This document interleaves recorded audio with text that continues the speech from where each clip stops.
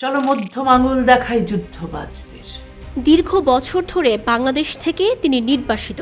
তবে দেশের নানা ইস্যুতে সামাজিক যোগাযোগ মাধ্যমে সরব এই বাংলাদেশি নারীবাদী, ধর্মনিরপেক্ষ, মানবতাবাদী লেখক ও চিকিৎসক এবার বাংলাদেশের ক্ষমতাচ্যুত সাবেক প্রধানমন্ত্রী শেখ হাসিনাকে উদ্দেশ্য করে সরাসরি প্রশ্ন করলেন, নির্বাসিত জীবন কেমন বোধ হচ্ছে ম্যাডাম? সেই সাথে তিনি শেখ হাসিনার কিছু ভুল ধরিয়ে দেন এক দীর্ঘ স্ট্যাটাসে। তিনি তসলিমা নাসরিন।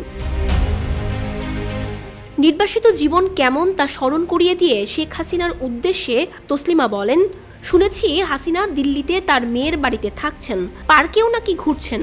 আমিও তো মাঝে মাঝে পার্কে যাই, যদি কোনোদিন তার সঙ্গে দেখা হয়ে যায়। বাংলাদেশে 2-3 বার তার সঙ্গে আমার দেখা হয়েছিল।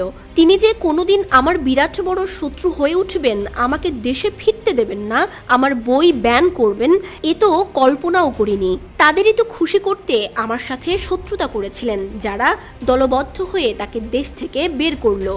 মহিলাটা বন্ধু চিনতে বেজায় ভুল করেছেন, ভালো মানুষদের উপেক্ষা করেছেন, পুষেছেন বদলোকদের। শেখ হাসিনা যেন আরও 30 বছর নির্বাসিত থাকে এমন বাসনা প্রকাশ করে লেখিকা আরও লিখেন, কি বলবো, কেমন বুঝছেন মাননীয়া? নির্বাসিত জীবন কেমন বোধ হচ্ছে? এই তো শুরু। আমার মতো নিগৃহীত হন আরও 30 বছর, তারপর যদি আমার বেদনা বোঝার ক্ষমতা আপনার হয়। আমার আত্মীয় স্বজন এক এক করে মারা গেল, কারো পাশে থাকার জন্য আমাকে দেশে যেতে দেননি, দম্ভ দেখিয়েছেন, যেন আপনার বাবাই বাবা, আপনার স্বজনই স্বজন, আর কারো বাবা আর কারো স্বজনের কোনো মূল্য নেই। শেখ হাসিনার কেন এমন পরিণতি, কী কারণেই বা নির্বাসিত হলো, তার ব্যাখ্যা দিয়ে তসলিমা বলেন, নিজেকে অতিরিক্ত ভালোবেসে ফেলেছিলেন ম্যাডাম। আপনার অনেক কাছের লোক, অনেক স্তাবক কিন্তু আপনাকে এখন গালি দিচ্ছে। আর আপনি মোল্লা তোষণের রাজনীতি করে যেসব মৌলবাদী পয়দা করেছিলেন, যারা উগ্রবাদী সন্ত্রাসী হয়ে আপনাকে তাড়ালো, তাদের বিরুদ্ধে কিন্তু আপনার শত্রু আমি লড়ছি। তারা আপনাকে ঘৃণা করে বলে নয়, তারা দেশটার সর্বনাশ করছে বলে।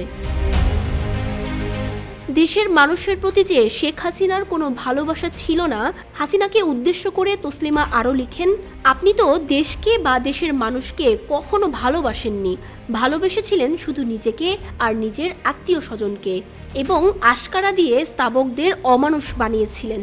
দেশে ফেলে এসেছেন লক্ষ কোটি রাজাকার, লক্ষ কোটি জিহাদি, লক্ষ কোটি নারী বিদ্বেষী ধর্মান্ধ। ইসলাম ইসলাম জপেই তো দেশের এই হাল করেছেন। মাদ্রাসা মসজিদ বানিয়েছেন, মানুষকে আল্লাহ রসুল জপতে বলেছেন, আর কোরআন হাদিসের মধ্যে ডুবিয়ে রেখেছেন সবাইকে। এসব থেকে কি জন্ম নেয় জানতেন তো? জেনে শুনে দেশটাকে বিষ পান করিয়েছেন। শেখ হাসিনাকে বদলোক আখ্যা দিয়ে স্ট্যাটাস শেষ করেন তসলিমা নাসরিন।